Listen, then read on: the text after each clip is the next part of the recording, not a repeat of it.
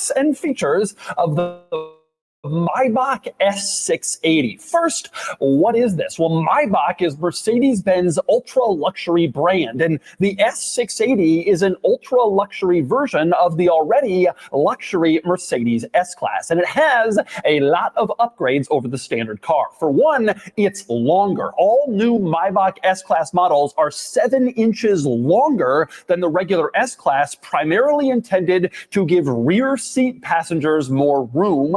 I'll show you why in a few minutes. This car also has an enormous amount of upgrades compared to a standard S-Class. I'll start with one of my favorites, the wheels. From far away, they just look like normal wheels, but as you get closer, you can see there's a design, and specifically, it's a lot of Maybach logos, just dozens and dozens of Maybach logos integrated into the wheel design, but you only really notice it if you look closely. And speaking of Maybach logos, there's one on the rear pillar of the car, as you can see. It looks fairly standard until you unlock the doors. The car lights up to greet you, and the Maybach logo lights up to remind you that this is not just some regular Mercedes-Benz. Speaking of lighting up things, this car has a few other tricks up its sleeve. Like, for example, when you unlock the doors, the door handles pop out and they light up. They're illuminated so you know exactly where to grab to open the door. Other Mercedes-Benz models pop out, but the lighting, that's a nice touch. And speaking of lighting, one more interesting item. When you unlock the car and the lights turn on, they do a little light show, but not on the car, instead projected in front of you. You can see it almost looks like raindrops. There are these little lines popping out from the lights, I guess just to signify that this car is special, and it can make a fun little light dance when you turn on the lights. But the real fun of the Maybach S-Class comes in back, because this car is meant for wealthy, chauffeur-driven rear passengers, and when you open the back door, you realize the themes back here are pillows, screens, and obscene luxury. So let's start with the pillows. You get in and there are 4 pillows back here. There's 2 individual pillows that are just free roaming. You can put them wherever you want and have them anywhere in the back of the car. Then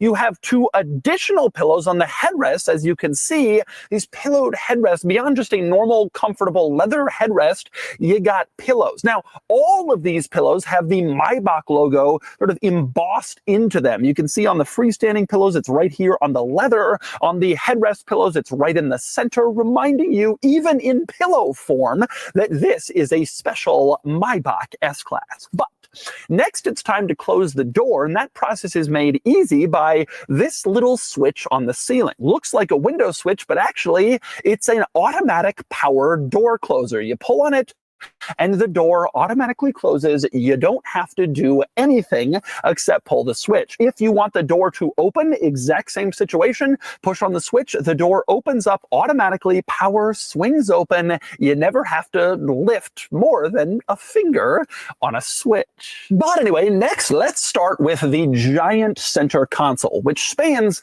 the entire length of the car, from the front infotainment screen all the way back into the middle of the rear seat. Now that means that there's no center seat back here. Instead, you have 2 individual rear seats. As you can see, the center is fully taken up by stuff, luxury stuff. So we start with the center console, which you can see has this piano black covering over it. To open this up, you don't just pull it back like in a normal car. Instead, you have this silver button, one mounted for each side. You press it, and then this cover automatically retracts very slowly, very smoothly to reveal what's under here. So what is under here? Well, some special stuff. At the very front, you can see climate controls. Pretty simple, straightforward, adjust the fan speed, air placement, temperature, etc.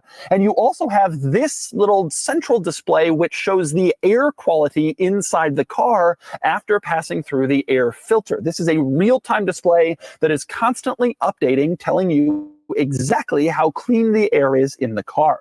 Now, next to that, you have cup holders, as you can see, but these aren't just any cup holders. Instead, they are heated and cooled. You press this little button next to the cup holders. It turns red for heat, blue for cool, in order to keep your drinks warm or cold.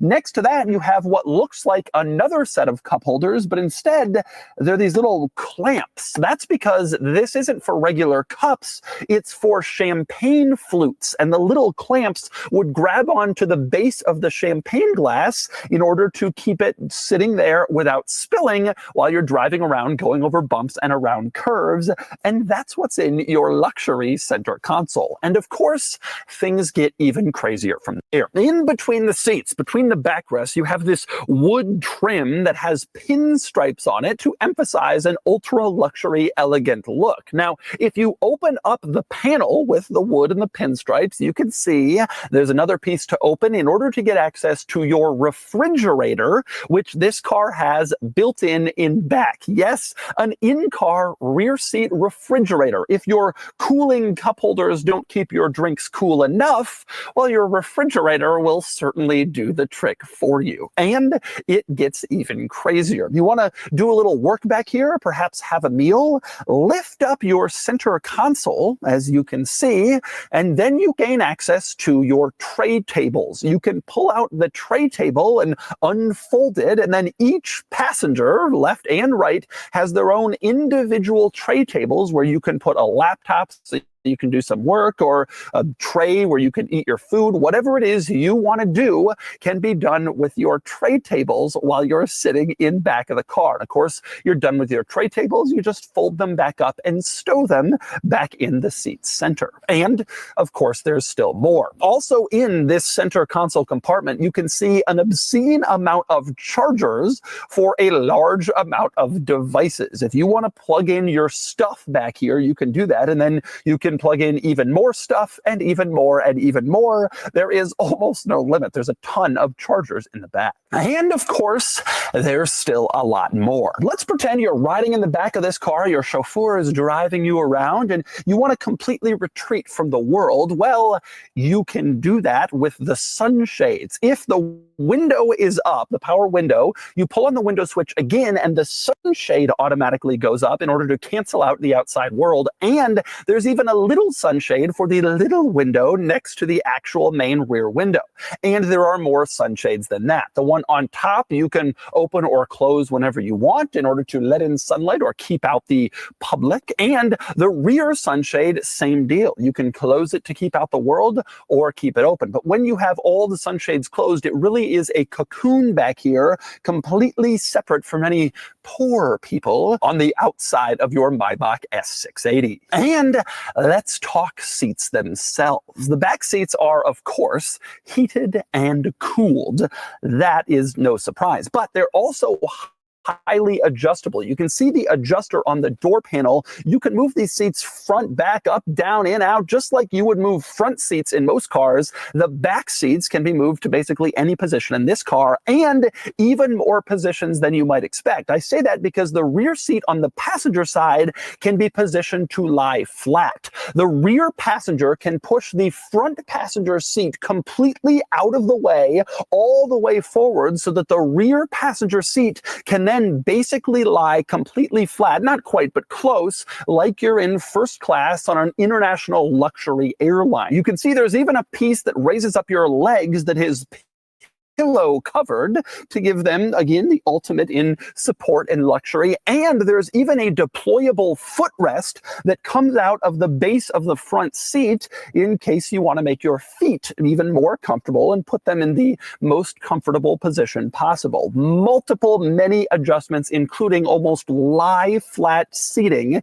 in the back of your Maybach. And the fun continues, because next, let's talk tech. I mentioned screens were a theme back here, and you probably already saw the center screen in the center armrest. Well, this is basically a miniature, smaller version of the infotainment screen that you have up front. Up front, it's huge. Back here, it's tiny. So tiny, in fact, that you press this little eject button, and the screen will come out of the center console, power operated, of course, and then you can pick it up and use it as a tablet, and then you can have a tablet infotainment system. And using this screen tablet back here, here, you can adjust the music that's playing inside the car if you want to, the whole car, not just the back. You can also change the climate control for the whole car, not just the back. You can make a call that plays over the speakers in the whole car, and you can even set a navigation destination back here, which is then sent to the front for your driver to follow, which you can program completely in back.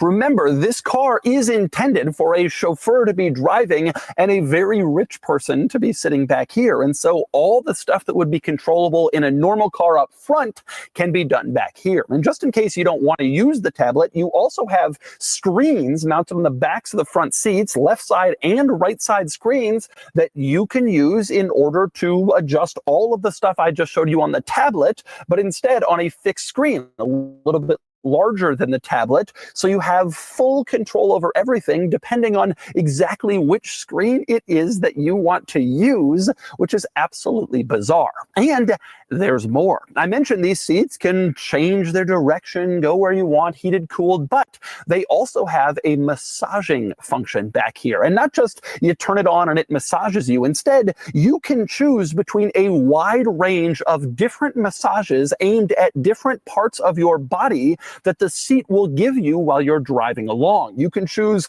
a lower back massage or a heated massage, the heated seat turns on, or a calf massage or a massage for your shoulders. You can select exactly which massage program you want while you're wafting around in the back being driven in your Maybach. And of course, from back here, you can also work the rear lighting. There is quite a bit. The tablet shows you all the different lighting options you have in the back. For instance, you want to turn on a reading light so you can see the Financial Times a little better. Well, you do it here, and as you can see, the reading light pops on. You don't have to press the button like some plebeian. There's also an interior light option and a lounge light option, all of which can be turned on and controlled with the center tablet touchscreen. And of course, there's still more. Take a look even at the front seat back. This is a part of the car that nobody really thinks that much about. Well, here you have that wood with the pinstripe design, as I showed you before. You have a Maybach logo mounted here, a storage compartment, which is trimmed in aluminum and that pinstriped wood, and it's even illuminated on the outside, so it shows you exactly where it is in case you want to use the storage compartment. This is a level of luxury well beyond a regular S-Class. Like I mentioned, 7 inches longer for rear passenger comfort, and boy does it show the luxury of this car is insane. And next we move up front, which is frankly just as crazy and opulent, luxury, insane as in back. Even though this car is meant to be ridden in, the driver also gets a fantastic luxury treatment. Open up the door and you can see this projection of a lot of Maybach logos coming down from the door, again, reminding you of just how special your car is. Once you climb inside, you can see in the center console, this piano black trim is actually trimmed with alternating Maybach logos facing up and down all throughout, again giving you a more luxurious Maybach touch compared to a regular S-Class. Another great touch up front, you have the same pinstriped wood as you had all throughout the back. Here it is on the dashboard. You can see going the entire way across and down into the door panel to make for an opulent experience. And same deal with the pillows. Front driver and passenger seats both have headrest pillows with the Maybach logo embossed into them that can be perfectly placed and adjusted for exactly where you want your head to fall while you're driving or riding in this car. Speaking of Maybach logos, take a look at the pedals. You can see this very high quality kind of metal aluminum look really gives it an upscale solid feel even down in the pedal box where you're not looking too commonly, but that's the kind of thing they do in a car like this. Another nice touch is on the steering wheel. You can see it's leather wrapped, but the outer rim of the steering wheel is piano black trim. Not leather, but the piano black. And I'll tell you, feeling the leather and the piano black as you're driving along in one little touch every time you drive just feels so luxurious and so nice. It's a touch you don't often see on anything but the very highest end luxury cars. Now, it's worth pointing out that most of the stuff up here, beyond what I just showed you, is pretty similar to what you have in back. So for example, the material, the seats, the heated, the cooling, the massage, a lot of the features is shared with the rear, but it's still worth pointing out some of the coolest touches in the infotainment system, like like my current favorite touch in here is the fact that the infotainment system is winter themed, Christmas theme. In fact, this car, I'm reviewing it a couple days before Christmas, and so it's given me a few Christmas themed Easter eggs on the infotainment system. Like the main home icon is not just a regular icon, but instead it's surrounded by snowflakes and in a field of snow. And all throughout the screen, you can see little icons that are covered in snow or have snow kind of somewhere on them in order to continue the holiday theme. This is a little touch, but I actually like it quite a bit because Tesla has kind of gotten famous for its sort of funny, humorous infotainment quirks like the fireside feature or the drawing pad. Doing things like this is important to modern car buyers who like these little touches in the car, quirks and features, you can call them. And it's nice to see that Mercedes-Benz has integrated them into the infotainment system. But beyond all that, this car also has a few other important items worth mentioning in the front system. For example, the energizing comfort feature, which is almost unbelievable. You can choose between these different energizing comfort programs. And when you select one of them, basically everything in the interior changes at once to maximize the selection you've made. So the heated or cooled seats, the climate control, the interior mood lighting, the picture on the infotainment system, and the sound system all do the same thing in concert to give you the feeling you've selected. Just take a quick look and listen.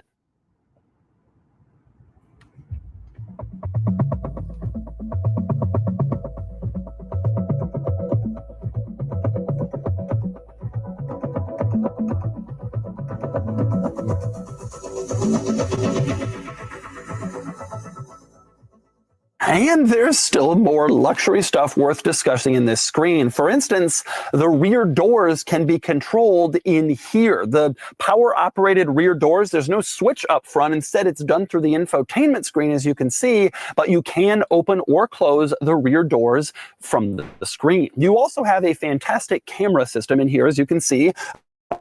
A 3D camera that shows you a full and complete image outside the car, which is tremendously useful and helpful. And it's not just the center screen that's so great. The gauge cluster screen is also impressive, in part because it's 3D. I can't show this to you on my cameras. It won't show it. But from the eye, you can see there's like levels of this screen. The speedometer is in the frontmost level. The odometer reading is kind of behind. And this is an actual 3D image on the gauge cluster, which is a little disorienting, but mostly it's just plain cool. This gauge cluster screen is also tremendously configurable. You can have it show exactly what you want to see. Vehicle information, the map, whatever it is you want, select it exactly where you want it. This is a fantastic gauge cluster system that's used in other Mercedes-Benz models, but the 3D makes it especially interesting in the Maybach S680. And next up, we move on to the trunk, the cargo area in the Maybach S-Class, although frankly, it's nothing really special. The S-Class has a huge trunk. This car does too,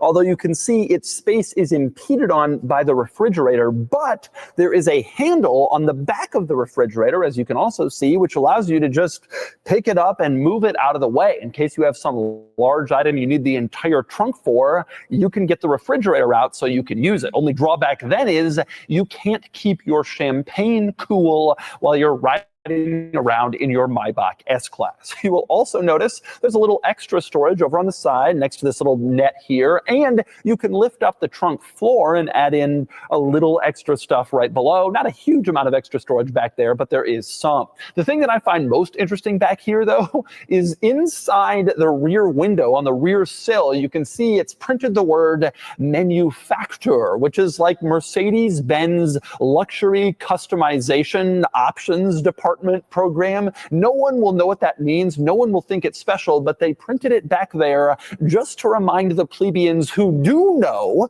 that you've got it. And then there's the powertrain. This car, the Maybach S680, has a twin turbocharged 6-liter V12 with an amazing 620 horsepower, one of the very last V12s left in the automotive world. Here it is. It's big and it's powerful, but it's not the standard engine in the Maybach S-Class. Worth pointing out, there is also a Maybach S580, which comes standard with a turbo V8 that makes about 500 horsepower. Now, the S580 Maybach, that one starts around $200,000, does 0 to 60 in 4.1 seconds. If you want more, you get the S680, this one, the big boy. You get 0 to 60 in 3.7 seconds and a starting price of around $250,000. It's not much faster, but the bragging rights go for days. Now, it's worth pointing out, though, that the 0 to 60 times are sort of irrelevant for a car like this. This isn't about all-out straight-line speed. It's fast, but that's not the purpose. The purpose is wafting, as I shall now explain, and I get behind the wheel and drive the Maybach S680. All right, driving the Maybach S-Class. I gotta tell you, this thing is sweet. Just by chance, I had this at the very same time as the new Bentley Continental GT. And this is the favorite for sure. Now, to be clear, it is the Continental GT is a lot more expensive, but this is a completely different car.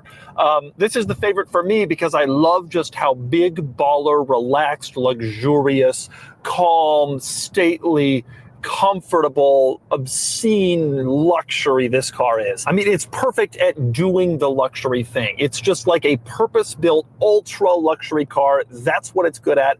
That's what it's here for. And that's what it delivers.